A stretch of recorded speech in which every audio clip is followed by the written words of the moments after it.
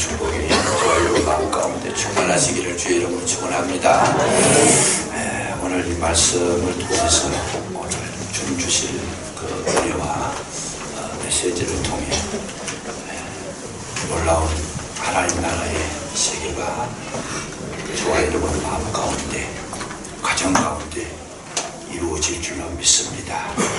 말씀의 제목을 보시면 구주가 나셨으니, 성경에 기록된 대로입니다. 구주가 나셨으니, 이 땅에 예수님께서 오신 날인데, 정말 중요한 것은 저는 이 성경을 읽다가 성령께서 가슴을 치는 음성을 들었습니다. 그게 뭐냐면, 구주가 이 땅에 오셨는데 그 구주가 내 마음속에 탄생하셨는가. 아주 충격적으로 주님께서 저한테 다가오신 겁니다. 중세의 시인 알게스 시리우스라는 사람이 이런 이야기를 했습니다. 그리스도께서 1000만 번 베들레헴에 탄생하셨다 하더라도 내 속에 그리스도가 탄생하지 않으면 그것은 무효라 그랬습니다. 구원이 이룰 수 없다. 이 성탄절 기쁨의 날, 놀라운 은혜와 축복이 있는 이 날에 가장 중요한 것은 내 가슴 속에, 내 심령 속에, 내 영혼 속에 주님의 탄생, 주님의 그 임재하심이 이루어졌는가 하는 것을 점검해 볼 필요가 있다. 그 말씀이죠. 주님께서 1000만 번 이 땅에 오셔도 내 마음속에 한 번도 태어나지 못하고 만나지 못했다면 그리스도와 우리는 상관이 없는 사람입니다. 이것이 우리에게 이 성탄절에 꼭 기억해 두어야 될 아주 중요한 주제가 되고 있습니다. 내 마음에 주님께서 오셔서 내 마음에 주님의 생명을 공급해 주시고 그 은혜를 공급해 주시고 그 사랑을 공급해 주셨을 때에 내 심령이 살아나더라는 거죠. 이 심령이 살아났을 때 비로소 하나님과 나와의 관계가 이루어지는 것이다. 하나님의 놀라운 축복은 어디서부터 이루어지는가? 2000년 전에 유대 땅 베들레헴이 아니고 오늘 저와 여러분의 심령인 줄로 믿으시기 바랍니다. 내 가슴 속에서 태어나야 돼. 하나님께서 복을 주실 때 어디에 복을 주시느냐?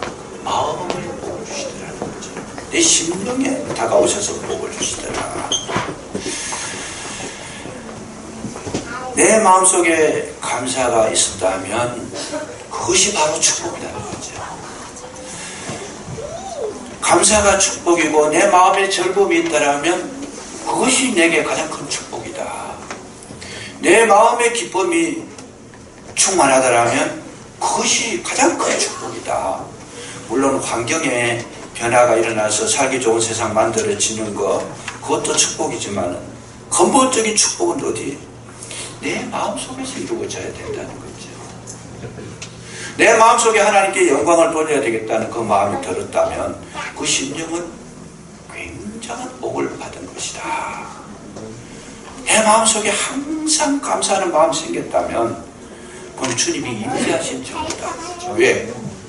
그러니까 범사에 감사하라 그러는데 인간적인 하나님의 생명이 공급되지 않고 인간적인 마음으로 범사에 감사할 수가 없습니다.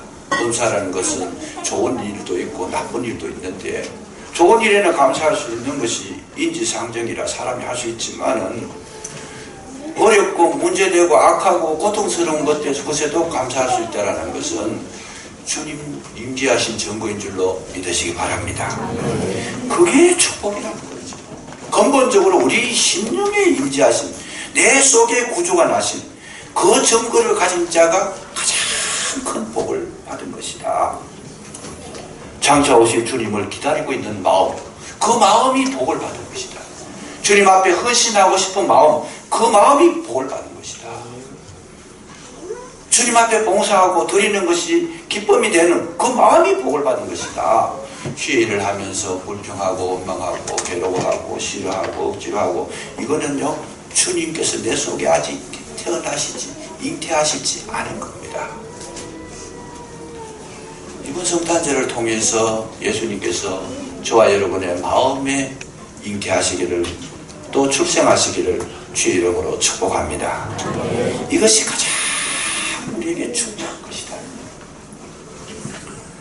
이 사실을 믿고 받아들이는 것만큼 기적 같은 사건이 이 세상에서는 없습니다. 놀라운 기적이죠. 어려운 환경에서 감사하는 거, 이건 기적 중의 기적입니다. 울어야 되는데 웃음이 나온다는 것은 이거는 하늘의 축복을 받은 자가 아니면 경험할 수 없는 내용입니다. 믿음을 가질 때 우리는 하나님과 나와의 관계가 이루어진 줄로 믿으시기 바랍니다. 신성종 목사님의 목회 유모집에 나오는 이야기 한 토막이 있습니다. 그게 뭐냐 하면 한국의 연예인 교회를 개척했는 분이 하용규 목사님입니다. 하용규 목사님이 이제 성탄절을 맞이해서 한국의 유명한 연예인들 또 뭐 신인들 모인 그 자리에서 예수님에 대해서 말씀을 전했습니다. 예수님에 대해서 말씀을 전할 때 뭘 전했느냐? 예수님은 동정녀 마리아의 몸에서 태어나셨습니다. 남자를 알지 못하는 처녀의 몸으로 예수님을 잉태하셨고 출산하셨습니다. 그러니까 저 뒤에 앉아있는 젊은 연예인이 손을 번쩍 들더래요. 그러면서 질문을 하는 거지요. 뭐라고? 목사님, 거짓말을 해도 어떻게 그런 거짓말을 합니까? 목사가 쉽게 말하면 그런 뜻이에요. 아니, 여자가 처녀가 남자도 알지 못하면서 아이를 가졌다는 거, 그걸 지금 믿으라고 이야기하는 겁니까? 그러니까 이제 하 목사님이 참 난감한 거죠. 하 목사님도 그건 잘 안 되잖아요. 이론적으로 설명을 할 수가 없는 거예요. 남자를 모르는 여자가 어떻게 아이를 가지고 나올 수 있느냐. 그러나 이제 최대한 설명하려고 땀을 뻘뻘 흘리면서 이제 설명을 합니다. 그리고 설득을 시킵니다.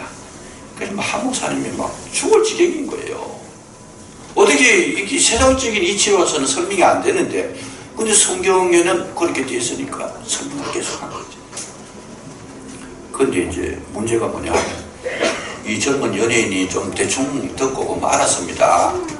믿겠습니다. 이렇게 하면 간단하게 문제가 끝날 텐데 끝까지 고집을 부리는 거죠. 끝까지 나는 그 사실을 못 믿겠다.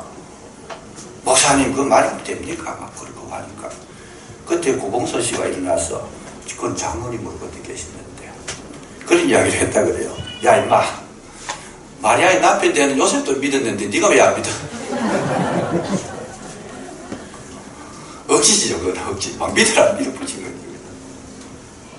그러나 주의 영이 임하시면 저와 여러분의 마음 가운데는 그리스도가 살아계시고 이 사실이 믿어질 줄로 믿으시기 바랍니다.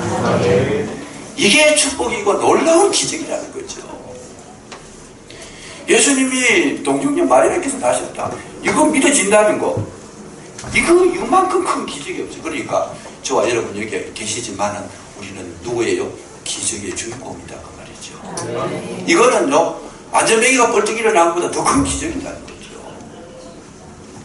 세상에 그걸 믿을 수 있는 사람, 신기한 사람이죠. 저도 신기한 사람이고, 여러분 한 번 보면, 어떻게 보면, 세상적인 원리로 보면, 조금 IQ가 모자라든지 부족한 사람들이 왜 안 되는 걸 믿고 있잖아요, 지금. 그러나, 안 되는 걸 믿는 자가 복이 있는 줄로 믿으시기 바랍니다. 왜요? 주의 영이 임하지 않으면 불가능한 이야기다.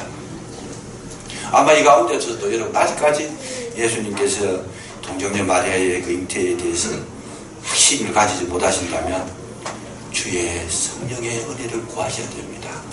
영이 임하시면 믿어질 줄로 믿습니다. 그래서 그 마음에 찾아오시는 주님 그 오셨는데 이번 성탄절을 통해서 우주를 어디에 잉태해야 되느냐? 내 가슴에 잉태해야 된다. 내 속에 잉태되어져야 된다. 오늘 이 성경을 보시면 가슴에 예수가 그리스도가 잉태되고 그리스도가 출산 때 나가는 이런 과정을 경험한 분들에게 주시는 말씀인데, 이게 뭐냐 하면 10절에 보시면 천사가 이르되 무서워하지 말라. 보라, 내가 온 백성에게 미칠 큰 기쁨의 좋은 소식을 너희에게 전하노라.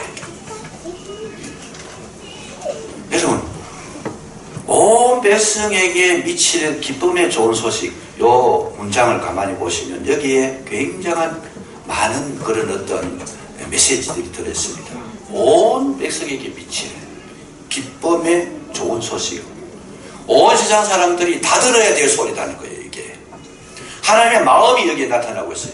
온 세상 사람들이 다 이것을 믿고 다 받아들이고 다 듣고 주님 앞에 돌아오기를 기다리고 계시는 하나님의 마음을 읽으시기를 주의 이름으로 축복합니다. 하나님은 이 세상 사람 전체가 구원받기를 원하시더라고요.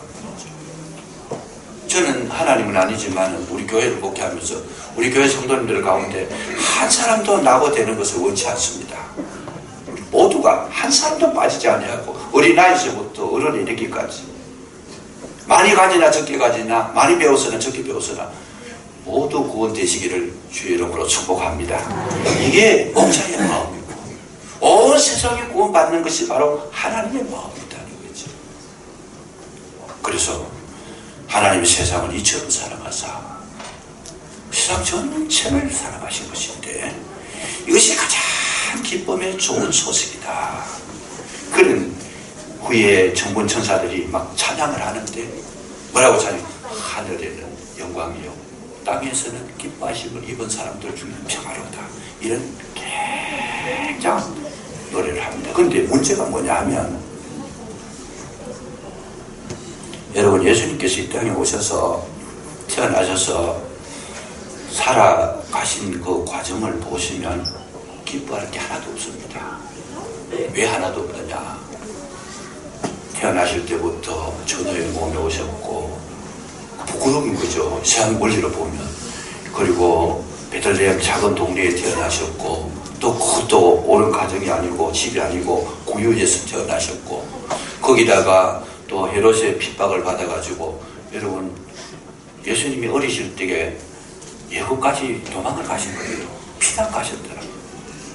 그 피난 이집트에 가보니까 예수님이 피난을 가셔서 사시던 집이 지금도 있어요. 예수님께서 피난을 가셨죠. 어린 나이에 피난을 가셨다.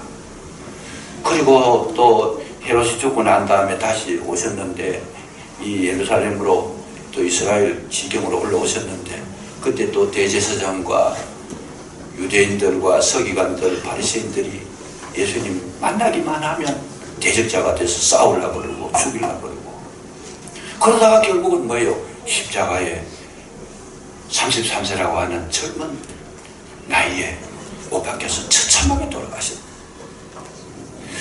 예수님으로 보면 하나도 이거 기쁨의 소식이 아니잖아요. 성탄절 우리가 기뻐하지만 사실적으로 보면 기뻐할 내용이 하나도 없습니다. 평생 고민이고 고생이고 고통이고 아픔이 있죠. 그런데 왜 기뻐하라 그랬느냐? 예수님은 죽음으로 끝나는 분이 아니라는 것을 말씀해 주십니다. 그 뒤에 주님은 부활하신 분임을 믿으시기 바랍니다. 이 사실을 하나님은 이 결론을 다 알고 계셨기 때문에 온 백성에 미칠 큰 기쁨의 소리다. 예수님은 죽은 것 같지만 살아나신 분이고 실패한 것 같지만 성공하신 분이고 약한 것 같지만 강하신 분이고 넘어진 것 같지만 일어서신 분이다. 이것 때문에 우리는 뭐예요? 가장 큰 기쁨의 소식이 그리스도에게 있다라고 하는 사실을 믿으시기 바랍니다. 그래서 항상 우리 저와 여러분 신앙생활 할 때 뭘 해야 돼요? 우리는 현재에 일어나는 사건이 아니고 하나님께서 이루어질 사건을 보고 바라보는 것이 우리의 신앙인 줄로 믿으시기 바랍니다. 오늘의 비극은 영원한 비극이 아닙니다. 축구 경기를 하는데 전반전이 졌다고 해가지고 경기가 졌다고 말하지 못하잖아요. 후반전이 남아있어요. 야구를 아시는 분들은 뭐예요? 진짜 야구는 9회 말이 있다는 거죠. 초등학교 때 공부 못했다고 해가지고 그 대학교 가서도 공부 못하는 법이 없잖아요. 가난한 집에 태어났다고 해서 영원히 가난하게 산다는 그런 원리도 없습니다. 여러분, 현재를 보고 아파하지 마시고 장차 이루실 주님을 바라보시면서 소망을 가지시고 새 힘을 얻으시기를 주의 이름으로 축복합니다. 현재가 아니란 현재. 항상 우리에게 좋은 계획을 가지고 계시더라. 하나님 항상 우리에게 은혜요 축복이요 우리에게 영원한 하나님의 평강을 준비하고 계시는 줄로 믿으시기 바랍니다. 그래서 큰 기쁨의 좋은 소식이다. 예수님을 가슴에 품은 자들은 그래서 실망이 없습니다. 약해지지 않습니다. 왜요? 분명히 잘 될 것이기 때문에. 어떤 문제가 생기거들란 어떻게 생각해요? 거기에는 반드시 하나님의 뜻이 계시는 줄로 믿으시기 바랍니다. 그 문제가 문제가 아니에요. 그 문제를 통해서 반드시 하나님은 좋은 것 주시려고 때때로 우리는 아프게도 하시고 낮추기도 하시고 때때로 어렵게도 하시고 때때로 우리는 혼돈되기도 하시고 이 하나님 이번 성탄절에 이 은혜를 깨달으시고 주님께 감사하시고 하나님께 영광 돌리시기를 주의 이름으로 축복합니다. 정말 우리에게는 은혜가 있어요. 뭐요? 우리가 알거니와 하나님을 사랑하는 자 그 뜻대로 부르심을 입은 자들에게는 뭘 해요? 모든 것이 합력하여 선을 이룬다. 아멘. 분명히 저와 여러분은 잘 될 줄로 믿으시기 바랍니다. 아멘. 그리스도의 능력이다. 현재의 고난은 이건 고난이 아니다. 더욱 잘되게 하기 위한 뭐예요? 발판이라는 거죠. 발판. 밑받칩니다. 그러니까 그것 때문에 괴로워할 이유가 전혀 없다. 이 구원의 큰 기쁨의 좋은 소식이라는 거죠. 혹시 현재 어려움을 겪고 계시는 분이 여기에 앉아 계시다면 그 어려움이 내가 더 도약하는 발판인 줄도 믿으시고 감사하시기를 주의 이름으로 축복합니다. 확신하시기 바랍니다. 이론이 아닙니다. 왜? 하나님 약속의 말씀이잖아요. 큰 기쁨의 구원의 기쁨의 좋은 소식. 이 굿뉴스, 복음. 이 복음은 저와 여러분을 살리는 음성이요, 세우는 음성이요, 저와 여러분을 잘되게 하는 소식인 줄로 믿으시기 바랍니다. 이게 성탄절의 소식이라는 거죠. 이 현재의 어둠, 모든 어둠이 빛이 오면 사라진다는 게 사라진다. 성탄절에 예수님 가슴에 들으시면 여러분 마음속에 자리 잡고 있는 어둠이 사라지는데 그 어둠이 뭐예요? 염려, 걱정, 두려움, 공포, 불안, 허무 모든 이 어둠의 요소가 그리스도의 빛이 오니까 이 성탄절에 예수님을 모시니까 순식간에 사라지게 되는 줄로 믿으시기 바랍니다. 그렇게 믿고 그렇게 마음속에 다짐하고 믿음대로 살아가시면 분명히 10년 가운데 새 빛을 주셔서 이기게 하시는데 감격하는 그날이 올 줄로 믿으시기 바랍니다. 반드시 그렇게 된다는 거죠. 중요한 것은 반대급부로 생각해서 오늘 우리가 최고의 자리에 올라갔다고 해서 교만해서도 안 된다는 겁니다. 왜냐? 오늘 내가 이겼다고 해서 영원히 이기는 거 아니에요. 또 실패할 날도 올 수 있다는 거예요. 그래서 항상 하나님은 뭘 해요? 우리에게 뭘 요구하시나? 겸손하기를 요구하고 계시는 줄로 믿으시기 바랍니다. 예수님이 태어나신 그곳에 베들레헴 구유를 지금 거기 성전을 지어놨는데 거기 성전이 어마어마하게 크게 지어놨어요. 그런데 앞으로 여러분 못 가요. 가보신 분도 계시지만 못 가보신 분들은 반드시 한번 가보시면 될 것 같습니다. 거기에 가면 들어가는 문의 입구가 뭐냐 하면 저는요 한참 이런 구부리에 들어가요. 문을 굉장히 낮게 해놨어요. 그 집을 크게 지어놓고 들어가는 거 한 사람 겨우 들어가고 낮게 해놔서 이 키 큰 사람 저 같은 사람은 반틈을 헐 굽혀 들어가요. 왜 그랬느냐? 예수님 만나러 들어가는데 겸손해야 만나게 되는 줄로 믿으시기 바랍니다. 성전을 지을 때 이걸 생각한 거예요. 대문짝만하게 의리의리하게 막 화롭게 대단하게 지은 것이 아니에요. 겸손해라.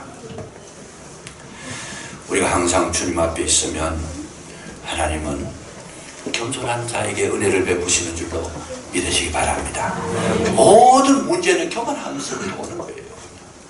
그래서 예수님이 이 땅에 오셨을 때도 그 낮은 자리에 가장 낮고 낮은 자리, 이거는 뭐 낮은 자리라고 표현하기도 참 우리가 미안할 정도로 후유에 오셨다는 거죠. 적은 동네에 오셨다는 거예요. 형편없는 모습으로 오셨다는 것 자체는 뭐냐? 기독교의 진리는 겸손한 자에게만 적용되는 그 원리를 사용하고 계시더라고 말이죠. 물이 낮은 곳으로 흐르듯이 예수 그리스도도 어디에 계시느냐? 낮은 곳에 계시더라는 거죠. 겸손한 자리에 계시더라는 거죠. 정말 나를 낮추는 그에게 은혜를 베푸시더라는 거죠. 이 은혜를 영원히 잊지 마시길 주의 이름으로 축복합니다. 신앙생활 잘하다가 실패하시는 분 파고 들어가 보면 교만이 있었어요. 그 속에. 내가 누군데 그래요. 내가 누군데. 내가 누군데 그 말 나오면서부터 그건 무너진 거예요. 지금. 사단은 지금도 역사하는데 어떻게 역사해요? 자꾸만 나를 높이는 거예요. 그냥 높이 올려. 왜요? 높이 올려가지고 하루아침에 떨어뜨리는데 높이 올라간 만큼 파괴력이 강하다고. 높은 곳에 올라가지고 아파트 10층에서 떨어진 거하고 5층에서 떨어진 거하고 1층에서 떨어진 거하고 모습이 달라요. 1층에 떨어지면 살긴 할 거예요. 여러분 5층 이상 떨어지면요 10층, 20층 이상 떨어지면 형체도 알아볼 수 없어요. 마귀가 높이는 것은요 심하게 떨어뜨리고 높이는데 거기에서 보면 안 된다는 말이죠. 우리 끝까지 원해야 돼요. 낮은 자리에 있어야 된다. 그래서 예수님도 이 나사렛 동네에 마리아의 몸에서 오셨다. 마리아, 나사렛 동네 가장 이 빈민들이 사는 동네예요. 무식한 사람들이 사는 동네예요. 가진 것이 없는 사람 동네. 그 동네에 보잘것없는 여인, 뭐 오늘날처럼 뭐 대학교 다녔겠어요? 거의 여인에게 오시고 구유에 오신 그 진리가 겸손해야 은혜가 된다라는 거, 축복이 된다라는 거, 끝까지 승리자가 된다라는 것, 이거를 말씀해 주신 것도 믿으시기 바랍니다. 그래서 이 구유에 이렇게 오셨는데 목자들이 거기 찾아가서 보게 됩니다. 근데 중요한 거 하나 있어요. 그게 뭐냐면 여러분 베들레헴 에브라다야, 베들레헴 에브라다야, 가장 적은 동네인데 유대 땅입니다.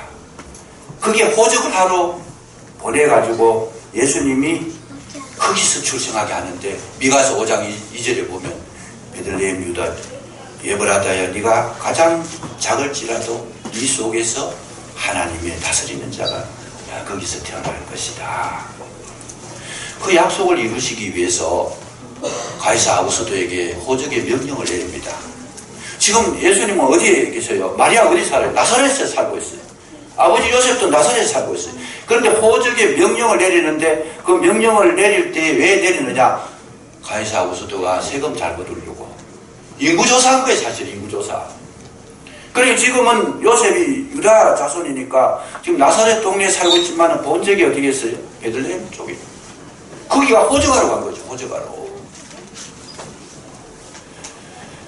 여러분, 하나님의 말씀은 1.1획도 틀림도 없고 변함도 없는 줄로 믿으시기 바랍니다. 그 말씀을 이루려고 베들레헴 에브라다야는 옛날 베들레헴 옛날 이름입니다.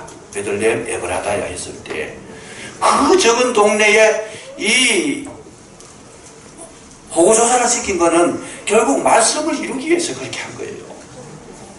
가이사 아구스도 로마 황제를 이용하신 거예요. 사용하신 거예요, 하나님께서. 하나님 말씀을 이루기 위해서 호적 인구조사를 명령하게 하셨더라. 그러니까 세상에 되어진 일들이 하나도 하나님의 뜻에 벗어난 것이 없더라 그 말이죠. 하나도 벗어난 것이 없더라. 그래서 결론적으로 말씀드리면 뭐냐면 하나님께서는 지금 모든 일들을 의지를 향해서 베들레헴 에브라다 그 구유를 향해서 모든 것을 달려가게 만들었습니다. 모든 것을. 그 말은 무슨 말이냐? 여러분, 그 유대 땅에 그 예수님이 오셔야 되니까 유대 땅을 차지한 사람이 누굽니까? 갈렙입니다. 여호수아와 갈렙이 12정탐꾼 가운데 믿음이 있어서 하나님 앞에 신앙 고백을 했고 10명은 부정적인 이야기를 해서 광야에서 다 죽었습니다. 나중에 여호수아와 갈렙이 가나안 땅에 들어가가지고 땅을 점령하게 되는데 여러분 85세가 된 이 갈렙이 이 산지를 내게 주소서 그래요. 이 산지를 내게 주소서. 저는 이 부분을 보고 막 전율이 나는 거예요. 이 전율. 여러분 85세가 된 사람이 힘이 있겠어요? 85세가 되면 그 당시에는 수명도 짧은데 85세가 되면 군사로서 싸움을 할 수 있겠다. 이 산지를 달라면 이 산 험악한 산지인데 이 산지를 내게 주소서. 여러분 갈렙에게 그런 믿음과 그런 신앙 고백을 하게 된 것은 하나님의 뜻을 이루기 위해서 갈렙을 그렇게 강하고 당대하게 만드신 줄로 믿으시기 바랍니다. 굉장히 중요해요. 그 베들레헴 에브라다 유대 지파에서 예수님이 오게 하시기 위해서 갈렙이라고 하는 인물 그 이상 조상에서부터 쭉 내려오면서 계속 그 베들레헴 그쪽을 향하고 있었던 거예요. 하나님 말씀을 이루기 위해서. 갈렙이 믿음이 있었던 것이 아니고 그 말씀을 이루기 위해서 하나님께서 갈렙에게 믿음을 주시고 용기를 주시고 이 산지를 내게 주셔서 기도하게 하신 줄로 믿으시기 바랍니다. 하나님을 이루기 위해서 하나님 모든 일들을 지금 역사적으로 움직이고 계시더라고요. 아구스들을 움직이신 하나님, 갈렙을 움직이시는 하나님, 오늘 이 역사적인 정치도 모든 이 사건들도 누구를 위해서? 주의 종들을 위해서 움직이시는 줄로 믿으시기 바랍니다. 하나님의 나라를 이루기 위해서 움직이신다. 초점이 누구에게 있어요? 하나님의 나라에 있고 예수 그리스도에 있고 예수 그리스도의 종들에게 있는 줄로 믿으시기 바랍니다. 이 역사가 어디로 가요? 정치 잘하는 정치가의 방법대로 역사가 움직이지 않습니다. 누구에게? 하나님의 존귀한 아들들을 중심으로 하나님은 오늘도 이 역사를 이루어 가시는 줄로 믿으시기 바랍니다. 예수님을 모시니까 가장 강한 자가 되더라는 거예요. 가장 위대한 자가 되더라는 거예요. 왜? 역사가 그를 향해서 달려가고 있어. 역사가 그 적은 땅, 정말 베들레헴 땅은요 지금도 많은 사람이 살지 않습니다.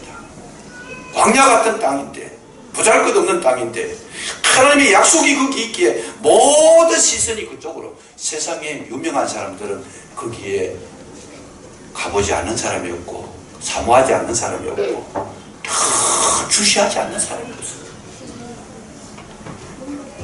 하나님은 지금도 세상을 그리스도를 중심으로 진행하고 계시는 줄로 믿으시기 바랍니다.